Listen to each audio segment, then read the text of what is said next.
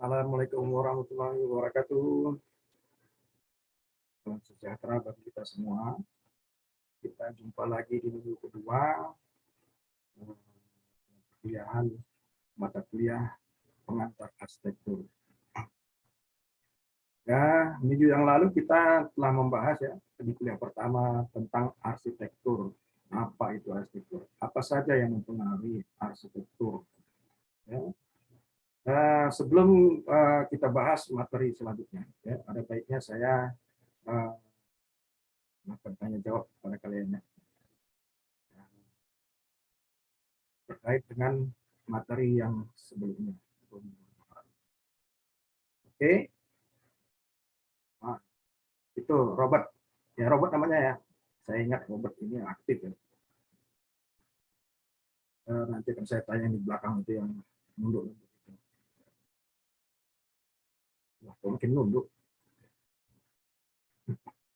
Oke, Robert, apa itu arsitektur? Apa saja yang mempengaruhi? Apakah kamu bisa mendeskripsikannya secara singkat? Ya, ya. Oke, masih belum sempurna ya. Sudah benar, tapi jawabannya masih belum lengkap. Jadi arsitektur itu ya, memang betul kamu bilang yang kamu katakan itu adalah seni bina ya, seni bina, ilmu seni bina. Tapi deskripsinya juga harus dilengkap lagi ya. Jadi arsitektur itu suatu ilmu ya, suatu ilmu merupakan gabungan dari dua ilmu, yaitu ilmu sosial budaya atau sosial ya, dan keteknikan. Jadi sebenarnya ya arsitektur itu adalah ilmu banci, ada perempuan dan ada laki-laki. Ya, saya analogikan seperti itu ya. Jadi ya arsitektur tidak hanya dipengaruhi oleh apa ya, dibentuk oleh teknik ya, unsur-unsur teknik, ya, ilmu sipil, kemudian bisa jadi industri, kemudian elektro dan lain sebagainya, juga dipengaruhi sosial budaya manusia dan juga psikologi ya, psikologi, ada unsur psikologi yang mempengaruhi. Nah, kita masuk ke bahasan selanjutnya, yaitu saya bagikan skripnya dulu.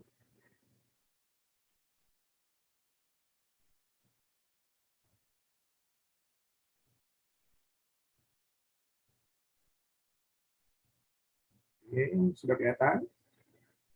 Sudah ya. Nah, pada pertemuan ini kita akan membahas tentang ruang. Jadi ruang itu ini. Jadi ada terminologi fisika ya. Terminologi fisika itu mengatakan bahwa ruang itu adalah suatu luasan 3 dimensi, ya. Bukan volume, luasan 3 dimensi. Berarti ada yang ditunjukkan oleh Kartesian ya, koordinat Kartesian. X, sumbu X, Y, dan Z ya. Di mana suatu objek itu memiliki peristiwa ya atau posisi dan juga memiliki arah relatif. Ini berdasarkan Ensiklopedia Britannica tahun 2008. Ya, asalnya itu dari René Descartes. René Descartes ini adalah seorang filsuf dari Eropa ya. Tepatnya itu di Prancis kalau nggak salah. Jadi ini loh dipakai pada zaman pencerahan dulu ya. Jadi René Descartes itu muncul pada zaman pencerahan ya. Jadi dasarnya ilmu-ilmu modern ya. Walaupun terminologi dari ilmu fisika yang awalnya dari René Descartes ini akan dibantah oleh Einstein ya. Jadi dari ruang Euclidean ya, Cartesian ya, itu menjadi ruang non Euclidean karena dipengaruhi gravitasi. Ruang itu apa namanya, membengkok gitu ya, bend oleh kekuatan gravitasi. Nah, oke, kita sudahi dulu tentang ilmu fisika ya, ruang dalam terminologi ilmu fisika. Nah, Dalam filsafat ya sebenarnya ini masih debatable ya, istilah kata orang masih sampai sekarang ini masih merumuskan ruang itu apa sih gitu ya. Ini ada namanya bernama Immanuel Kant ya, salah satu filsuf juga ya, itu menyebutkan ya setelah René Descartes mengatakan ya ruang itu berupa pengalaman ya, berupa pengalaman ya, suatu bentuk intuisi manusia ya berdasarkan a priori ataupun karena dia manusia itu berarti subjektif berdasarkan persepsi dari person tersebut. Ya, itu maksudnya ya, semua orang tidak sama persepsinya. Ya, mungkin ada yang sama tapi bisa jadi berbeda setiap manusia. Jadi sehingga dikatakan itu adalah subjektif. Nah, dalam terminologi ruang ya, dalam arsitektur ya, ruang itu sebenarnya ada ruang konkret, ruang abstrak, ruang kegiatan, ruang arsitektural, dan ruang psikologi. Walaupun ini ya masih debatable juga gitu ya, tidak ada yang satu standar atau mencirikan secara lengkap ruang itu ya jenis-jenisnya apa saja gitu. Karena ruang itu sangat banyak ya. Tidak hanya manusia juga ya membuat ruang itu, tapi juga hewan dan benda-benda lain-lain ada yang ada di alam semesta ini. Nah, jadi dalam terminologi ruang dalam arsitektur ya itu ada 5: ruang konkret, ruang abstrak, ruang kegiatan, ruang arsitektural, dan ruang psikologi. Nah, ya, ruang psikologi ini ada berupa persepsi, kekuasaan, jenis loci, makna, sosiologi, spiritual. Nah, ini adalah contoh ruang konkret ya. Ruang konkret itu adalah ruang yang dibentuk oleh suatu konstruksi dari material bangunan ya, dari material bangunan sehingga menghasilkan rongga-rongga yang dapat dimasuki oleh manusia. Kemudian manusia itu juga bisa memasukkan atau meletakkan benda-benda di dalamnya ya sesuai dengan kebutuhannya seperti itu. Jadi ini di sebelah kiri atas itu ada suatu proses konstruksi bangunan ya tingkat tinggi ya. Ada rongga-rongga yang akan ditempati, mungkin itu perkantoran atau juga hotel ya, dan sebagainya ya. Kemudian ya di kiri bawah itu ada suatu maket stadium ya, maket stadium. Salah satu ini adalah salah satu tugas akhir mahasiswa kita ya, senior kalian. Nah di situ ya di dalam itu ada tempat menontonnya, tempat main bolanya, dan lain sebagainya, ada ruang parkir dan seterusnya. Tapi ya ruang penonton itu ya atau spektator itu dibentuk ya atau diwadahi oleh struktur yang namanya struktur tensil. Ya, begitu juga dengan yang di kanan ya, gambar yang di kanan itu struktur tensil. Jadi materialnya itu dari PVC ya, semacam PVC bentuk membran gitu ya, dijadikan membran, kemudian ditarik dengan kabel-kabel ya. Ada tiang penyangganya, penyangga kabelnya ya, sehingga menghasilkan ruang di bawah tenda tersebut. Nah, ini namanya ruang konkret ya. Kemudian ya ada ruang aktivitas atau kegiatan. Ruang aktivitas kegiatan kita bisa lihat contohnya itu ruang berdiskusi. Nah, coba diperhatikan ya. Ya, ruang diskusi kalian lihat di situ ya, unsur-unsurnya ada rumput dan ada sekelompok orang membentuk lingkaran, duduk lingkaran ya. Kemudian mereka berdiskusi, tertawa ya. Ada yang sambil tiduran ya. Tapi ya yang luput kita perhatikan ya, sebenarnya tidak ada dinding karena dia tidak kelihatan. Di mana batasnya? Sementara kalau kita persepsi kita selama ini ya, bahwa ruang itu ruang tidur, ruang tamu ada dindingnya gitu ya. Tapi di sini ruang itu tidak ada dinding. Pembatasnya adalah kegiatan itu sendiri. Nah, Kemudian di tengah ya, di atas itu ruang berteduh dari hujan ya. Jadi ruang itu dibentuk karena hujan dan ada pohon. Ya, ada lingkupan yang di bawah pohon itu tidak kena hujan sehingga orang berteduh di bawahnya. Sehingga tercipta ruang. Ya. Kemudian ya ini ada ruang aktivitas dari hewan ya atau serangga ya. Jadi ada rumah sarang sarang lebahnya ya, lebah madu. Mereka berkumpul di situ, kemudian menggunakan ludahnya membentuk sarang lebah. Dan itu juga berongga-rongga ya. Istilah kata ya, saya dapat katakan itu konkretisasi dari lebah ya. Ide yang ada di dalam insting lebah membentuk sebuah sarang lebah. Kemudian ada lagi ya ruang-ruang dalam kota. Nah, di sini kalian harus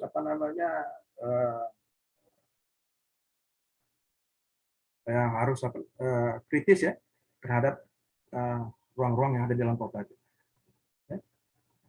Coba kalian definisikan ruang apa saja yang ada di situ.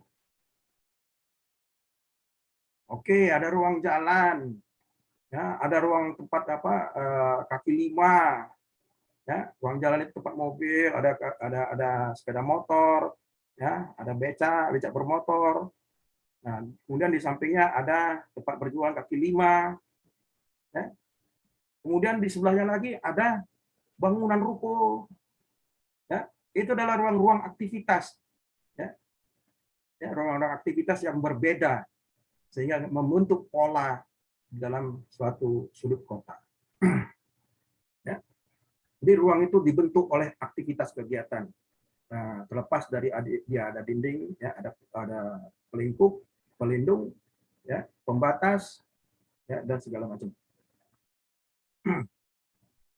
Nah, selanjutnya ini adalah ruang abstrak ya, dan ruang arsitektural. Kenapa saya dampingkan ruang abstrak dan ruang arsitektural ya? Ini ada yang akan saya jelaskan. Ruang abstrak adalah ruang hipotetis ya.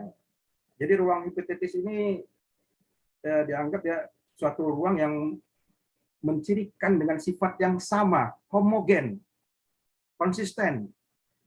Ya, ruang hipotetis ini ya bermanfaat untuk menganalisa ya supaya kita bisa menganalisa atau memodelkan secara spasial aktivitas dan perilaku.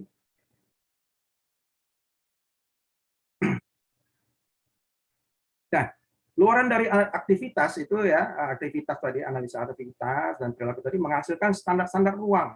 Nah, standar-standar ruang inilah yang biasa kita pakai misalnya ya untuk merancang kelas. Ya, itu ada standarnya ya di Kemendikbud. Ruang kelas harus begini, jumlah siswanya sekian ya. Kemudian pengaturan jarak antar siswanya berapa. Ya. Semuanya ada standarnya dibuat oleh Kemendikbud. Ya. Nah, standar itu ya tinggal kita ikuti. Ya, begitu juga dengan kompleks perkantoran di BSD, kompleks perumahan, itu semua ada standarnya.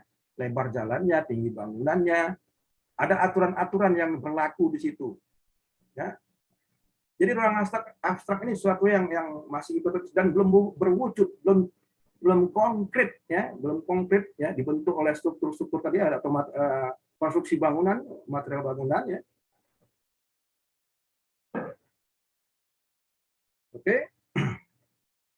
Kemudian ya di sini juga saya jelaskan tentang ruang arsitektural. Nah, karena ada hubungannya ruang abstrak dan ruang arsitektural tadi. Nah, ruang arsitektural itulah suatu hasil ya, atau luaran dari proses perancang yang dilakukan seorang ahlinya yang bernama arsitek, ya, yang disebut arsitek. Ya. Jadi ruang konkret ya, yang dibentuk dan diwadahi oleh konstruksi material bangunan. Aktivitas tadi dikonkretkan ya, dalam suatu ruangan yang dapat diraba, ya, dilihat, gitu. Kemudian ya ada namanya ruang psikologi.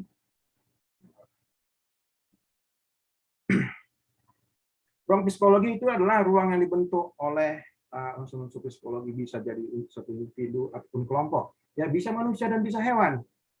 Nah, kalau arsitektur ya kita bisa juga misalnya merancang kebun binatang, ya tentu harus kita tahu psikologi hewan yang di dalam kurungan gitu ya. Misalnya apakah boleh singa itu didekatkan dengan buaya gitu ya, atau singa didekatkan dengan rusa ya. Itu kan ada jarak-jarak pengaturan dan segala macam. Kita juga harus mempelajari psikologi binatangnya. Nah, begitu juga dengan manusia.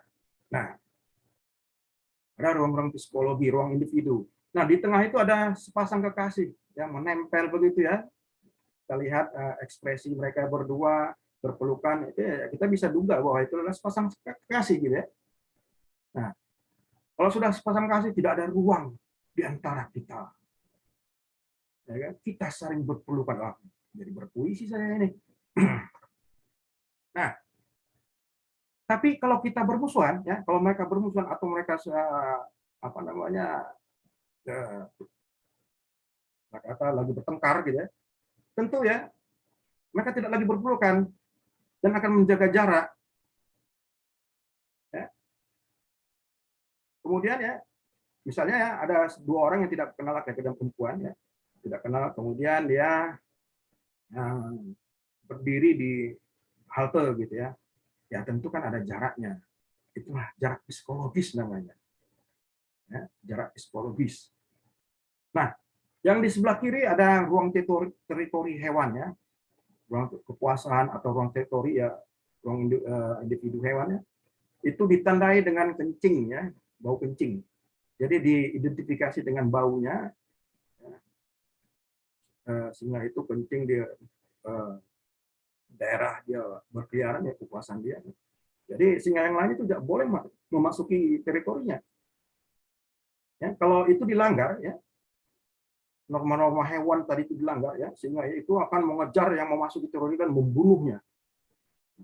Dianggap sebagai penyusup yang akan menjatuhkan kekuasaan seperti film Lion King. Sudah pernah lihat ya? Sudah pernah nonton film Lion King? Itu memang film lama ya. Mungkin kalian belum lahir ya. Tapi masih banyak ya film-filmnya itu di Netflix ataupun mungkin juga di YouTube gitu. Nah, di sebelah kanan ada namanya gerbang Torii ya. Itu gerbang Torii adalah gerbang pembatas antar daerah suci dan profan ya. Suci dan tidak suci gitu ya. Nah, ini pintu gerbang itu ya, kalau kita mau masuk pintu gerbang, kita mulai masuk daerah suci dan dan berakhir kepada suatu bangunan kuil ya, kuil Zen Buddha ataupun Shinto ya.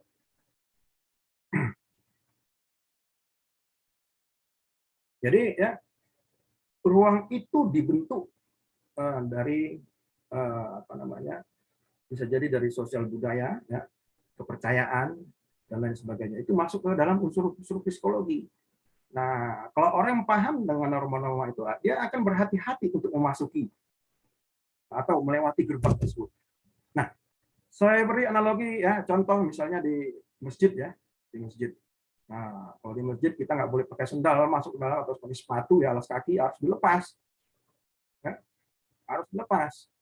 Kadang-kala ya dibuat di bawah apanya perbedaan lantai ada tinggi sedikit dari tanah. Dia di lantai itu dibuat ya, di tangganya dibuat batas suci. Wah, gitu ya. Jadi untuk orang yang apa yang kata yang belum tahu gitu ya, bahwa batas suci itu adalah sebenarnya keramik masjid itu. Ya mungkin saja ada orang yang melanggar itu, dia sehingga ditegaskan dengan tulisan tersebut. Ya. Selanjutnya ya, ini tentang ruang psikologi persepsi. Nah, tentang persepsi. Sebenarnya psikologi luas, ilmu sangat luas ya, terkait dengan apa karakteristik manusia, sifat manusia dan segala macam ya. Jadi bisa juga melahirkan ruang-ruang loh. sangat luas, sangat banyak. Nah, untuk mendefinisikan itu kita perlu penelitian. Nah, ini penelitian yang sudah saya lakukan di dekat Danau Toba ya. Kalau kita menuju Danau Toba itu ada jalan, ya, ada jalan menuju ke satu tempat gitu. Ini kalau ini ke Tiga Ras ya, Pelabuhan Tiga Ras ya. Jadi tipologinya itu ada tipologi dari geografi konturnya itu ya, ada jurang ya, kemudian ada tebing gitu ya. Nah, di sini persepsinya timbul apa? Nah, kalau di jurang itu sangat berbahaya, orang bisa jatuh. Tapi kalau di tebing, nggak apa-apa, padahal ada longsor gitu ya. Makanya ya saya lihat polanya itu di sebelah tebing itu banyak rumah tinggal. Sementara di kanan ya, justru karena untuk memandang dan ya memandang Danau Toba dan dijual. Jadi persepsi yang dibentuk oleh alam ya, oleh mereka melihat alam ya dengan inderanya, penglihatan gitu ya. Jadi mereka rasakan bahwa wah ini view yang indah, ini ya, harusnya kita jual, makanya dibentuklah tempat-tempat makan di situ, tempat-tempat duduk dan segala macam. Nah, kalau yang di daerah tebing bagaimana? Nah, gitu ya, bagusnya untuk tempat tinggal. Persepsi itu juga bisa dibentuk oleh lingkungan sekitar. Ya, oke, lanjut ya. Ini ada ruang psikologi sosial budaya tradisional. Nah, ini dia tadi ya, rumah adat Batak Toba. Ya, di bagian atas itu ada tempat tinggal para dewa. Dia dibagi tiga ya, dibagi tiga ruang itu ya. Yang dinamakan Banua ya, Banua. Ada tiga Banua, Banua atas, Banua tengah, dan Banua bawah, Banua Toru. Nah, Banua Toru itu tempat apa? Tempat kematian, tempat hewan-hewan, tempat iblis, tempat setan-setan ya. Dan di tengah itu ada tempat manusia, tempat tinggal manusia. Nah, di atas itu tempat dewa-dewa. Jadi kalau ya meninggal, biasanya kalau dalam sosial budaya Batak Toba kalau meninggal orang tuanya atau saudara-saudaranya ya atau keluarganya itu akan disemayamkan ya, ya tentunya setelah diawetkan atau mungkin ya apa namanya unsur-unsur pembusukan sudah berhenti ya, itu ditempatkan di atas atap itu ya. Jadi tempat tinggal para dewa dan leluhur gitu ya. Nah, inilah gambaran ya, di bawahnya itulah gambar ruangnya. Nah, di dalam gambar ruang itu tidak ada ruang, tidak ada dinding, tidak ada pembatas. Sementara ya, ini salah saya sampaikan ya, atau saya sajikan ini sebenarnya tentang gambar denah rumah Batak, rumah Karo ya. Tapi hampir sama ya, hampir sama, tidak ada dinding. Misalnya ya, anak boro itu di paling belakang biasanya. Jadi untuk melewati dia untuk menuju ke ruangannya ya, yang tidak ada dinding itu, ya dia harus melewati orang tuanya atau mertuanya gitu ya. Nah, karena tidak ada dinding bisa aja mertuanya itu tidak pakai baju ya. Nah, di situ ya sengaja dibuat itu pintunya itu sangat rendah sehingga kalau masuk itu membuat orang yang masuk itu menunduk kepalanya. Ya. Dan kemudian tidak boleh melihat kiri dan ke kanan. Ya. Nah, kalau dia sampai melihat ke kiri dan kanan dan melihat mertuanya atau orang tuanya telanjang, dia akan diusir dari rumah itu. Itulah norma-norma yang berlaku di dalam rumah adat Batak Toba dan rumah adat Karo. Nah, yang sebelah kanan itu merupakan hasil penelitian saya. Ya, jadi benda kayu itu yang punya rumah yang bisa saya katakan ya, namanya kalimbubunya gitu ya. Dalam dunia kontemporer ini ya, dunia modern ini, ya, karena bangunan-bangunan modern sudah ada, kemudian bangunan rumah adat itu tidak bisa dibangun lagi karena membutuhkan kayu yang sangat banyak ya, akan menebang hutan gitu ya. Nah, itu karena sekarang ini kan hutan itu dilarang untuk ditebang ya, jadi apalagi untuk yang di kota gitu. Jadi sehingga rumah adat itu nggak bisa lagi dibangun ya, akhirnya mereka beralih kepada rumah-rumah kontemporer. Di sini ya hasil penelitian saya ya, ternyata benda kayu itu adanya di lantai 3. Nah, disitulah konkretisasinya sebagai dia berkuasa di atas, ya, di atas, dia mesti di lantai 3 karena dia dekat, ya, dengan dewa atau yang dihormati, gitu ya. Ya bisa jadi kepercayaannya sudah hilang, tapi ya itu beralih kepada bentuk yang lain, ya. Mereka tetap ngotot itu tinggal di atas, nggak mau di lantai 2. Oke, sampai di sini ya materi yang saya sampaikan tentang ruang tadi. Jadi banyak jenis ruang, ya. Untuk meneliti ruang aja bisa sampai S3 gitu. Oleh karena itu, ya saya sudahi dulu kuliahnya, ya. Selanjutnya adalah tugas, kalian bisa baca nanti di e-learning tugasnya, ya. Kalian akan mendefinisikan ruang yang ada di kampus USU, ya. Coba kalian cari itu ruang sosial budaya, ruang-ruang psikologi, ya. Nah, saya contohkan misalnya, ya, di situ ada ruang parkir, ya, ruang parkir. Misalnya ruang parkir ada tulisan di situ dekan atau ketua prodi. Kalau ada tulisan kayak gitu, siapa yang berani parkir di situ, ya kan? Nah, ada tulisannya. Tapi kalau nggak ada tulisannya gimana? Karena kebiasaan, ya, karena kebiasaan mahasiswa bertemu bahwa ketua prodinya atau dekan sering parkir di situ, bisa jadi mahasiswa tersebut tidak akan parkir di situ, mengambil parkir dekan. Bisa jadi, bisa saya katakan parkir itu yang walaupun tidak ada namanya merupakan representasi dari kehadiran dekan. Kira-kira seperti itu. Itulah psikologisnya. Oke, untuk selanjutnya kerjakan tugasnya, baca, ya. Ini memang, ya, pemahaman ini sangat luas, ya. Mudah-mudahan kalian bisa paham, ya. Tetap semangat dalam perkuliahan, ya. Nah, saya akhiri perkuliahan kita. Oh ya, sebelum itu saya sampaikan juga materi selanjutnya adalah tentang bentuk. Nah, tadi kita sudah ruang, ya, ruang, bentuk, massa juga bisa dipengaruhi oleh psikologi, ya, dan sosial budaya dan hal-hal lain yang berbau ilmu sosial, tidak hanya keteknikan. Gitu. Oke, terima kasih semuanya. Saya akhiri perkuliahan ini dengan saya ucapkan assalamualaikum warahmatullahi wabarakatuh. Salam sejahtera, sehat-sehat semua.